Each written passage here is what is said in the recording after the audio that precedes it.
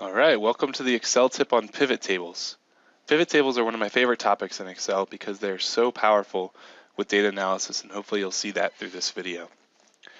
So the first thing I want to do is create a pivot table. So I'm going to select the upper left-hand corner of my data, and because my panes are split, you can see it goes from 12 to 8,758. I can go to the lower right-hand corner very easily, hold Shift, click, and it selects all of my data. Then I'm going to go to Insert, Pivot Table. And I'm going to do it in a new worksheet, and you can see the table or range that I'm using is the range that I just selected. And we hit OK. So now it creates a pivot table in a new sheet. And so pivot tables, we're going to focus on rows and values for the beginning of this pivot table. So pivot tables, basically what they do is they summarize data for you. And let me give you an example. So let's say I wanted to know the temperature trend for the time of the day. So let's put in our rows the time of the day, and then let's put the temperature in Fahrenheit for our values. So this is a sum, and a sum of temperatures doesn't really make too much sense. So we're going to change this, instead of a sum, to an average. And so actually, let me drag this up just a tiny bit so you can see what I'm clicking on. We're going to go to Value Field Settings and change it to an average and hit OK.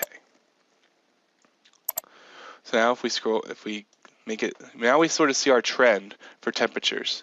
And it's all well and good, but like usual, we can make a chart of this. So this is the trend for the average temperature in Phoenix, Arizona. And notice there's a little hiccup here. It's reading midnight as 1/1/1900, and we could change that if we wanted to. So that's sort of what we can do. We can see the trend for the time of the day. We could also switch, instead of time of the day, we could just switch to month. And so instead of time of the day, which we'll get rid of, we'll just go to Remove Field. Now it's the month of the year. So this is the average temperature for the month of the year, which is great. So what if I want to see the trend of both at the same time? Well, what's nice about this is that I can do rows as a month, and I can do a column as time. So this isn't the right chart to display that, so it shows it very strangely. But you can see now, if I want to know, okay, what's the average temperature in April for 7 a.m., it's right there. So that's the nice little chart. We could also, what's nice about this, and this is something we haven't really covered too much, we could input a surface chart for this. So this will give us, and it looks a little funny, but it'll give us sort of, this is the month of the year, and this is the hour of the day, and it shows us sort of the temperatures.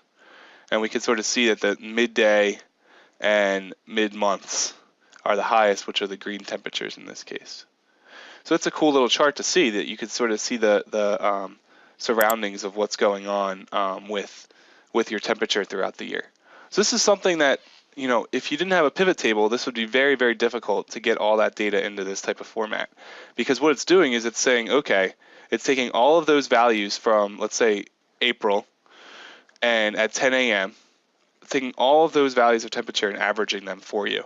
And it's doing this for every single month and every single hour of the day. So this is something that would be very difficult to do on your own, if not virtually impossible.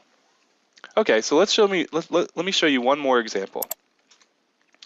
So we're going to get rid of the columns for now. We're going to remove that field. We're going to keep our temperature, but we're going to add the average, but we're going to add another temperature. We're going to add, it's not the sum.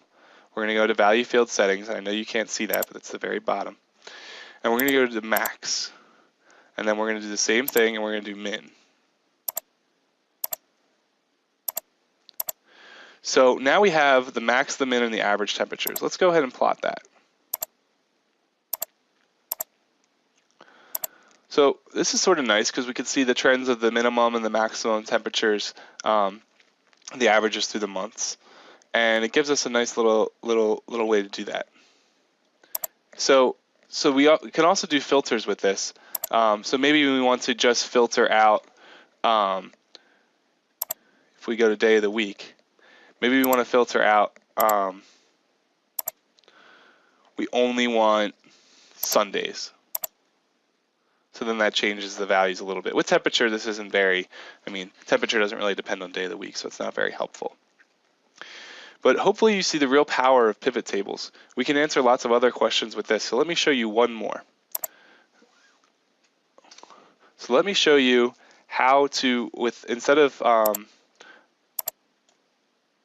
temperature, let's do solar power and its trend over the months.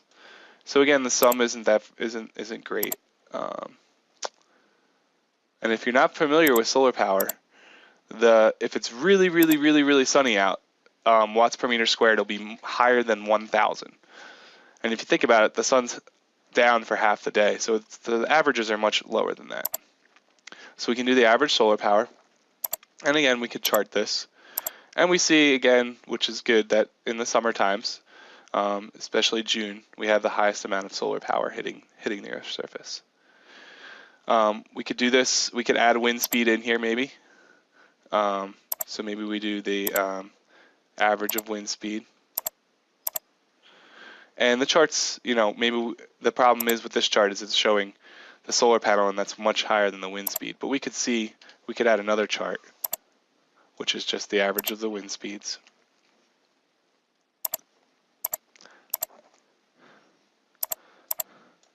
And we could see what was going on with that. Oops. So that's sort of the idea behind the pivot tables and pivot charts. So hopefully the main idea behind this is that what this is doing, let's just take this one more time, one more example, and I'll talk about it. How this is getting the average wind speed for the first month of the year is it's looking for, it's for all the values that have a month value of 1, it's averaging all those wind speeds. And then it does the same thing for 2, and that's the value. Same thing for 3, for month number 3, and that's the value. So this is something that would be really hard to do with just plain formulas, but can show you lots of different trends and ideas, and is a great way to analyze data. So I hope out of this video now you have an idea of how to work with pivot tables and also the real power of pivot tables. Thanks for watching.